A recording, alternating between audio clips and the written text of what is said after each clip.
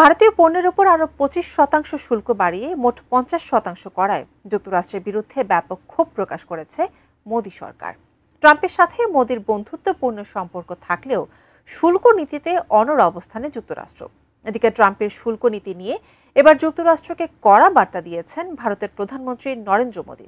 আরও জানাচ্ছেন এসআই রাজ। किसानों का हित सर्वोच्च प्राथमिकता है। भारत अपने किसानों के कभी भी समझौता नहीं करेगा। রাশিয়া থেকে তেল আমদানি করায় ভারতীয় পণ্যের ওপর আরও 25% শুল্ক আরোপ করেছেন মার্কিন প্রেসিডেন্ট ডোনাল্ড ট্রাম্প। বুধবার এক নির্বাহী আদেশের মাধ্যমে এই ঘোষণা দেয় ট্রাম্প প্রশাসন। এই নতুন শুল্ক কার্যকর হলে ভারতীয় পণ্যের ওপর মোট শুল্ক দাঁড়াবে 50%, যা যুক্তরাষ্ট্র কর্তৃক আরোপিত সর্বোচ্চ শুল্কের মধ্যে অন্যতম, যাতে বড় ধাক্কা খাবে ভারতের চামড়া, রাসায়নিক, জুতা, গয়না, পোশাক ও চিংড়ি রপ্তানি খাত। ভারত যুক্তরাষ্ট্রে বিভিন্ন ধরনের কৃষি পণ্য রপ্তানি করে, আর এই খাতে ট্রাম্পের আরোপিত শুল্কে সবচেয়ে বেশি ক্ষতির মুখে পড়তে যাচ্ছে। তবুও দেশের কৃষক ও জেলেদের স্বার্থ রক্ষায় যুক্তরাষ্ট্রের সাথে ভারত কোনো আপোষ করবে না বলে কড়া বার্তা দিয়েছেন নরেন্দ্র মোদি। এর জন্য যদি তাকে চরম মূল্যও দিতে হয়, তিনি তাতে প্রস্তুত।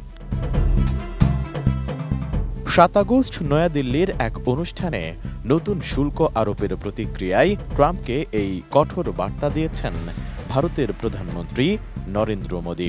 তিনি বলেন, কৃষকদের কল্যাণই সর্বোচ্চ অগ্রাধিকার পাবে। ভারত কখনো তার কৃষক ও জেলেদের কল্যাণের প্রশ্নে আপোষ করবে না। और मैं जानता हूं व्यक्तिगत रूप से मुझे बहुत बड़ी कीमत चुकानी पड़ेगी, लेकिन मैं इसके लिए तैयार हूं। मेरे देश के किसानों के लिए, मेरे देश के मछुआरों के लिए, मेरे देश के पशुपालकों के लिए आज भारत तैयार है।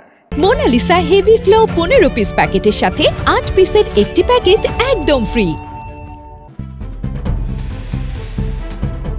দেশটির সংবাদ মাধ্যম এনডিটিভি বলছে, ট্রাম্পের শুল্ক আরোপের পেছনে আরও একটি গুরুত্বপূর্ণ প্রেক্ষাপট আছে। ওয়াশিংটন চাচ্ছিল নয়াদিল্লির কৃষি বাজারে আরও প্রবেশাধিকার, কিন্তু ভারত তা প্রত্যাখ্যান করেছে। এমন অবস্থায় মোদির কৃষকের স্বার্থে আপোষহীনতার বার্তা স্পষ্টভাবে শুল্ক চাপের জবাব হিসেবেই বিবেচনা করা হচ্ছে। এদিকে ট্রাম্পের শুল্কের চাপ ও হুমকিকে গুরুত্ব না দিয়ে একজোট হতে যাচ্ছে বিশ্বের অন্যতম 3 পরাশক্তি রাশিয়া, চীন ও ভারত। মার্কিন বাণিজ্য ও কূটনৈতিক হুঁশিয়ারিকে পাত্তা না দিয়েই একসঙ্গে কৌশলগত অবস্থান নিতে যাচ্ছে তারা, যা বিশ্ব রাজনীতিতে এক নতুন মাত্রা যোগ করতে পারে। সেই প্রেক্ষিতে দীর্ঘ 6 বছর পর চীন সফরে যাচ্ছেন ভারতের প্রধানমন্ত্রী নরেন্দ্র মোদি, যেখানে উপস্থিত থাকতে পারেন রাশিয়ার প্রেসিডেন্ট ভ্লাদিমির পুতিনও।